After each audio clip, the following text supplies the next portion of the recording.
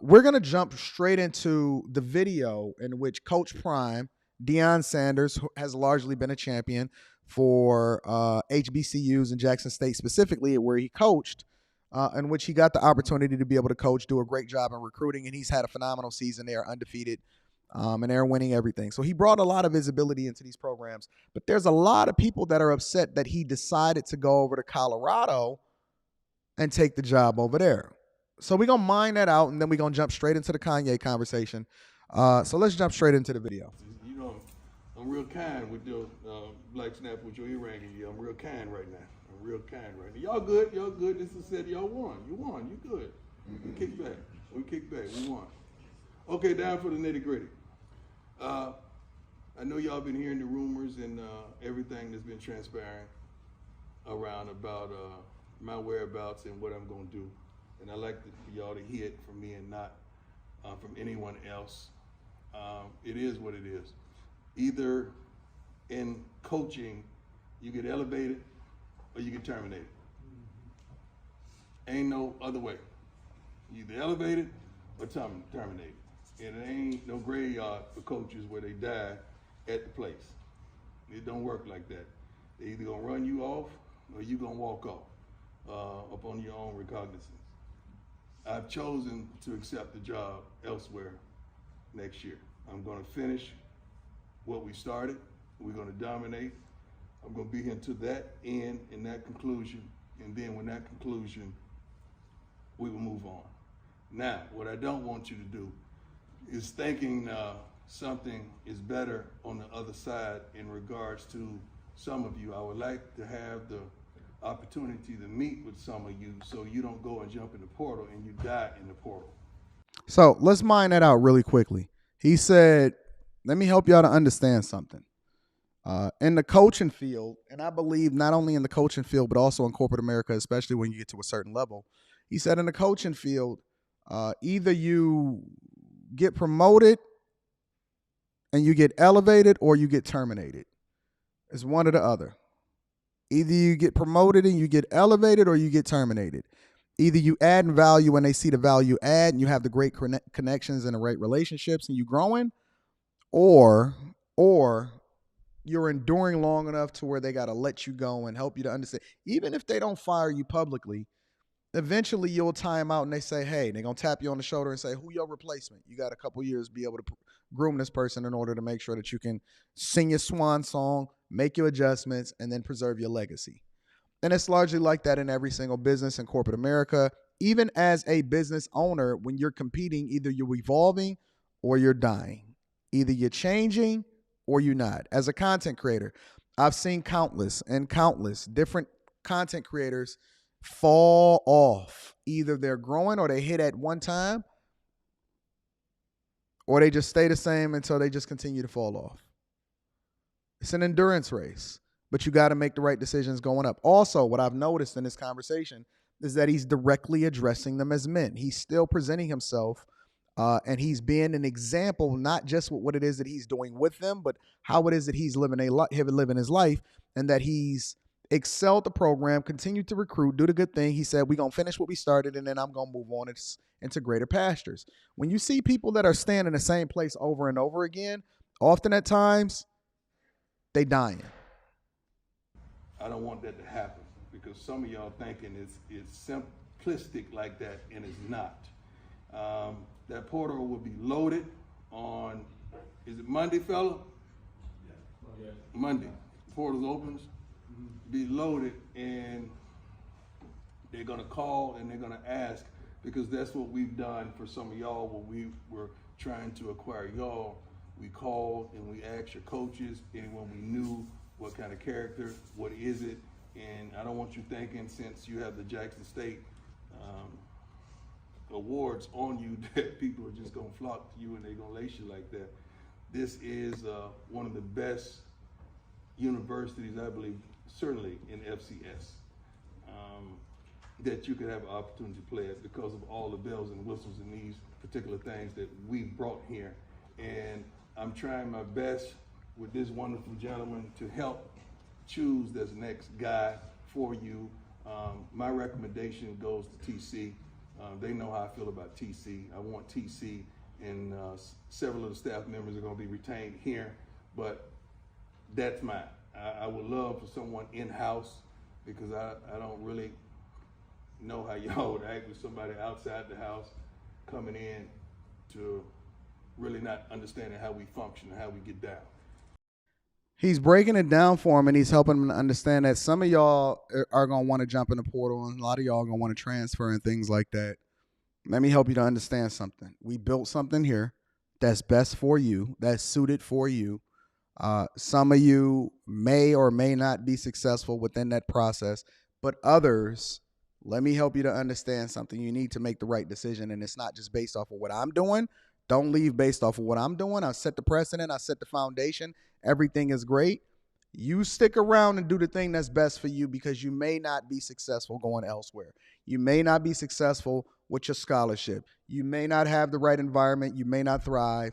This may be best for you. You're going to have to make the right decision. So what he's displaying here is he's giving them insight information and then business acumen to help them to understand that stop making emotional decisions. Make a decision that is best for you. Think about it from a business perspective. You are your own man, just like I am my own man. You are your own man, just like I am my own man. So I don't want to stick around on this too long, because I do want to break a couple things down. So let me just show his contract really quickly, and let me show you the difference. And then I'm going to put this thing to rest. I'm going to show you the difference, and then I'm going to put this thing to rest, all right? What we got over here? So Coach Prime is leaving Jackson State for Colorado. His annual base salary at Jackson State, the HBCU that everybody loves so much, was $300,000. Let me say that again. And that's nothing to sneeze at. For most people, that's cool. But if you didn't understand that this was a stepping stone, if you didn't understand it, listen, it's like coaching at an HBCU for Coach Prime. And this is a strong business lesson that I think a lot of us can really take. It's like working at a nonprofit or a startup, or working at a public institution, a government contract, or a major university, right? For a regular person. And I'm going to break this down. Let me highlight this for y'all so y'all can absolutely understand. At Jackson State, 300,000, okay? It's like working at or starting to get to a certain amount, okay? But the goal was to always become executives, a board member, an owner of the company. Let me highlight one of the big supporters of the platform today. Directed by Jabrizzi says, also, art has always led to a revolution. I don't think the businessmen and people scared to draw outside the lines understand art and art forms and how important they are for change. We will look back in history and see Kanye was ahead of his time. Right now, art is suffering. I'm going to start this because I'm going to come back to this. I'm coming back to this. Thank you for the 100 ball. Thank you for continuing to support the platform. I want to revisit your super chats, Jabrizzi. I want to revisit those. I'm going to star both of them, and I'm going to come back to those. Thank you for contributing to the platform. I think that this is a good thing that we can leapfrog off of in order to be able to have this conversation.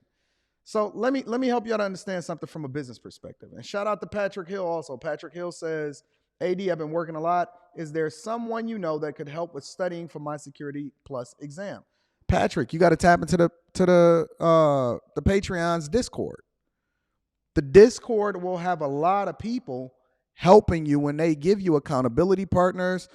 Go holla at Natasha, holla at Kojak. They can help you with that. That's why we have it, is additional support and a network of people that you can tap into in order to be successful. Absolutely, we do. So it's like working at a startup, a university or whatever. When I first got into software engineering, I never really cared about the salary because I understood what the stepping stone was in order for me to be able to go to the next level. It was to get my foot in the door. Now, although they offered me really phenomenal benefits and double matched 403B, and they gave me the best perks ever. I had really great perks. Ultimately, The goal was to move over into greener pastures. So you do a little bit of time there. You prove and you show your worth. You make the connections, and you move over into the next thing. And this is exactly what it is. Now, the reason why a lot of people, shout out to you, Patrick Hill. God bless you, big dog. The reason why a lot of people are fairly upset about the fact that Deion Sanders is leaving $300,000 for, now let me highlight the next thing, north of 4.5, the equivalent of $5 million a year, is because they want you to keep it real and stay black. Keep it real and stay black. The question then becomes, at what point do you start to do the thing that's best for you? And did you put in your time? How much community service are you supposed to do? And when is it going to be somebody else's turn so that I can go on and get my bags? You cannot blame a man for leaving. And somebody in the chat said that he donated 150. He donated half of his salary. You cannot blame a man for wanting to go to the next level in his career, and that his purpose is much greater than the box that everybody else is putting him in. He did what he was supposed to do. He was a great example of what you're supposed to be as far as a man. He was a great recruiter. He did phenomenal in the program. And so now it's time for him to be able to grow. Now, unless y'all gonna come through and Jackson State or the alumni at Jackson State is gonna be the contributors to the point that these other institutions like Colorado is willing to give him the keys to the franchise and pay him, unless you can recruit more effectively, we are in a capitalistic society. And the question that I've always asked myself is, well, because it's not just $5 million a year. They giving them the equivalent of, let me go over to this. They're giving them the equivalent of 30 million total compensation. This dude is making more than some of these big time coaches. $29.5 million, an average of $6 million a season. $5.5 million this season with raises of 200,000 each next season. Man, go get your bag, bro. Go get your bag. Don't let nobody, because ain't nobody gonna take care of your family. Ain't nobody gonna be there for you. Listen, if y'all want these HBCUs to do better, then tell the alumni to participate on the same level as the private white institute, as the public PWIs. Let's just say that. Let's get an endowment. I heard somebody give me a statistic. They said that there's more doctors, lawyers, tech people that graduate from, people of color that graduate from HBCUs than any other institution. Then why don't they go back and give back? How come they not participating alumni? How come where's Puffy? Ain't he an honorary, even though he never graduated? Ain't he an honorary Howard alumni graduate now? How much money has he done? I'm just curious. How come people don't support the institutions so that they can then have the type of money that they need in order to invest and then to be able to fund the growth by recruiting the best talent for not just the football program, but for teachers and the dorms and state-of-the-art institutions and continuing to build new buildings? No. They just want you to just continue to kill yourself, throw your life away, forego your bag for the betterment of the community that nobody really cares about. They never come back and invest. Let me tell you something. One of the institutions that changed my life was my middle school. And I thought I was going to go there for high school, but it was my middle school. And like I said, I thought I was going to go there for high school. And it changed my life. Like, it helped me. I largely think that my journey to this point in my life would have been a lot harder had I not had that reality check, because I was getting into some really, really deep stuff at that time. Some really deep stuff. I was going down the wrong path. Started getting into gangs, dabbled a little bit here and there, was still conflicted within myself because I had to go back to the hood after I left. But my father, I have to give him a lot of credit. He made the sacrifice in order to be able to send me to UAD Jesuit, which was a private school, and it cost him a lot of money to do so. He could have went and bought a new car. He could have went and got a new house, but he decided to send me to that school for 2 years. And then he let me make the decision of whether or not I wanted to go there in high school, when I wanted to go into the best high school in Detroit, Cass Tech. Shout out to the technicians that's in the building. Shout out to my Detroit people.